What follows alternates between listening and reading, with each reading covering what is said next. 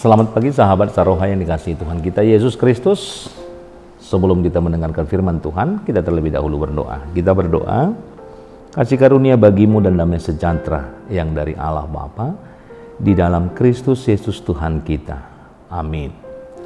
Sahabat Saroha, selamat ulang tahun kepada saudara-saudari kami yang berulang tahun dalam satu minggu ini. Kiranya kasih karunia Tuhan senantiasa menaungi saudara, menambahkan kesehatan, dan juga sukacita di tengah-tengah kehidupan saudara. Demikian juga buat saudara-saudari kami yang sampai hari ini masih dalam keadaan sakit. Kami senantiasa berdoa, kiranya Tuhan memampukan saudara dan memberikan saudara kekuatan. Dan tentunya Tuhan memberikan pemulihan agar kiranya untuk hari ke depan saudara semakin pulih di tengah-tengah kehidupan saudara. Tuhan Yesus memberkati. Firman Tuhan yang menjadi nats renungan kita untuk hari ini tertulis di dalam 2 Korintus pasal yang keempat, ayat yang ke-7, demikian firman Tuhan. Tetapi harta ini kami punyai dalam bejana tanah liat, supaya nyata bahwa kekuatan yang melimpah-limpah itu berasal dari Allah, bukan dari diri kami. Demikian firman Tuhan. Sahabat Saroha yang dikasihi Tuhan kita Yesus Kristus, seringkali kita merasa bahwa hidup kita ini terlalu berantakan, terlalu lemah, atau terlalu retak untuk bisa dipakai oleh Tuhan. Sehingga kita berpikir, kita sering menunggu waktu, menunggu menjadi sempurna, menunggu menjadi kuat dan tanpa celah sebelum kita bisa melayani Tuhan atau menjadi saksi Tuhan di tengah-tengah kehidupan kita. Nats kita ini dinyatakan oleh Rasul Paulus untuk memberikan sebuah analogi yang mengejutkan sekaligus menghibur kehidupan kita. Rasul Paulus menggambarkan diri kita bukan sebagai piala emas yang megah, melainkan sebagai bejana tanah liat yang murah dan rapuh. Dalam hal ini, Rasul Paulus ingin mengajak atau membantu kita untuk memahami bahwa justru di dalam kelemahan kitalah ternyata kuasa Tuhan terlihat paling nyata. Pada zaman Paulus, bejana tanah liat adalah barang rumah tangga yang tentunya sangat umum, murah, dan mudah pecah. Bejana ini tidak memiliki nilai estetika yang tinggi, namun seringkali digunakan untuk menyimpan barang-barang berharga, karena orang tidak akan menyangka ada harta di dalamnya. Sehingga melalui nats ini, ada 3 makna mendalam yang bisa kita renungkan. Yang pertama, kita adalah bejana tanah liat. Itu yang dikatakan oleh nats kita pada pagi hari ini. Tanah liat itu rapuh, bisa retak dan berasal dari debu tanah. Inilah yang menggambarkan kemanusiaan kita. Tubuh kita bisa sakit, emosi kita bisa lelah, dan karakter kita tentu belum sempurna. Tuhan tidak terkejut dengan keretakan kita, tetapi Dia tahu persis dari apa kita dibentuk. Hal inilah yang menunjukkan bahwa kehidupan kita adalah kehidupan yang begitu rapuh, kehidupan yang begitu retak, dan tentunya memiliki begitu banyak kelemahan-kelemahan di tengah-tengah kehidupan kita. Tetapi dalam kelemahan inilah kita bisa melihat hal yang diungkapkan oleh Rasul Paulus. Ternyata di dalam kelemahan itulah kita berharga di mata Tuhan, memampukan kita supaya kita mampu untuk melakukan apapun yang menjadi kehendak Tuhan, apapun yang menjadi keinginan, apapun yang menjadi rancangan Tuhan. Bukan karena kita adalah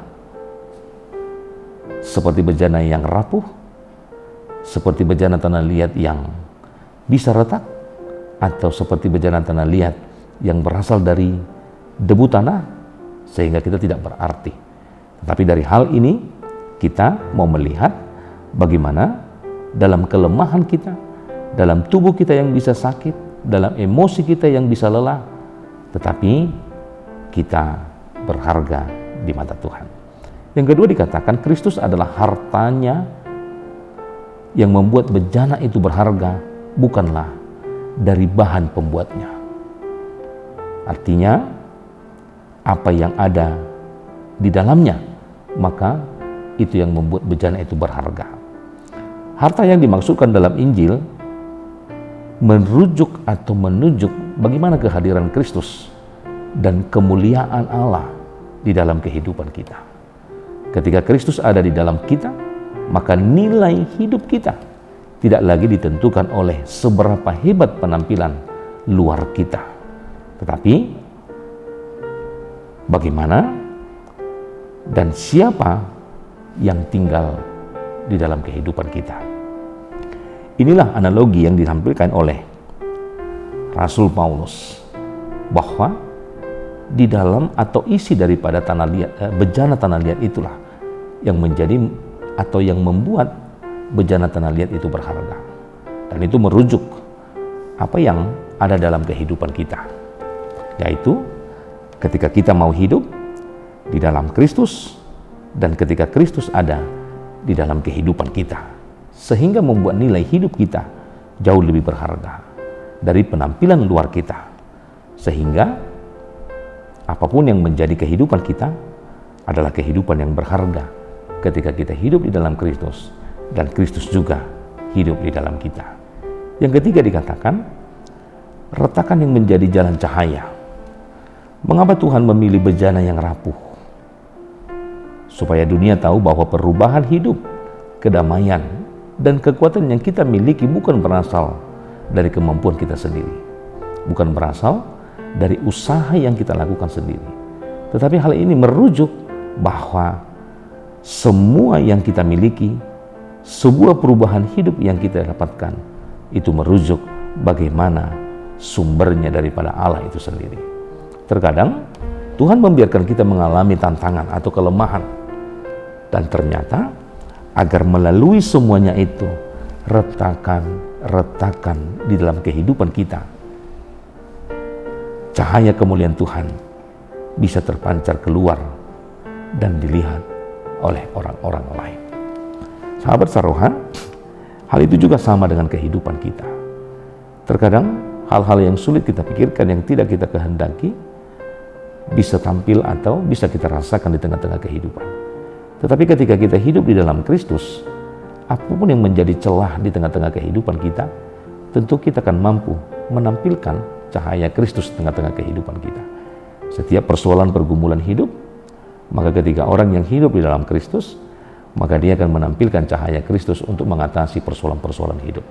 Dan bukan menjadi orang yang menyerah akan persoalan hidup, tetapi menjadi orang yang kuat, orang yang mampu menyinari persoalan itu menjadi sebuah kemegahan di tengah-tengah kehidupannya.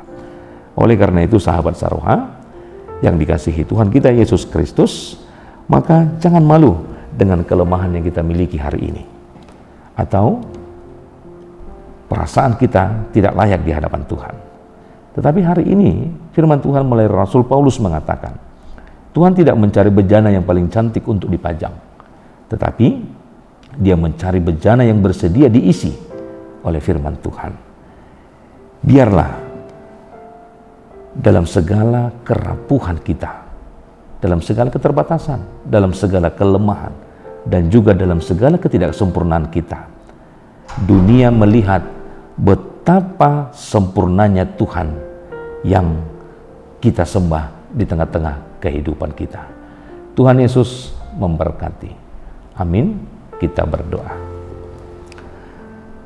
Bapa di surga, terima kasih Tuhan, kasih karunia-Mu senantiasa melindungi dan penyertaan Tuhan senantiasa menyertai kami. Banyak hal yang menjadi sukacita kami di tengah-tengah kehidupan kami. Banyak hal yang tentunya membawa kami kepada sukacita yang daripada Tuhan. Penyertaan-Mu setia dan kasih setia Tuhan senantiasa kami rasakan. Itulah kehidupan kami hari ini. Bagaimana kami Tuhan inginkan untuk senantiasa mengandalkan kuasa Tuhan di tengah-tengah kehidupan kami. Ajar kami supaya kami menjadi bejana tanah liat yang diisi oleh firman Tuhan. Ketika kami mau hidup di dalam firman Tuhan, dan Tuhan juga hidup di tengah-tengah kehidupan kami. Sehingga dalam segala langkah kehidupan kami, ketika kami menemukan apapun suka dan duka, kami boleh bermegah di dalam kuasa Tuhan, di dalam penyertaan Tuhan, agar segala kelemahan dan kerapuhan kehidupan kami bukan menjadi pembatas atau bukan menjadi sebuah kelemahan kami untuk senantiasa hidup di dalam Tuhan. Tapi kami yakin dan percaya penyertaan Tuhan dan perlindungan Tuhan senantiasa boleh bersama-sama dengan kami. Ampunkan segala dosa, pelanggaran yang sudah kami perbuat di tengah-tengah kehidupan kami, agar kami senantiasa layak hidup di dalam Tuhan. Terpujilah namamu hingga selama-lamanya. Amin.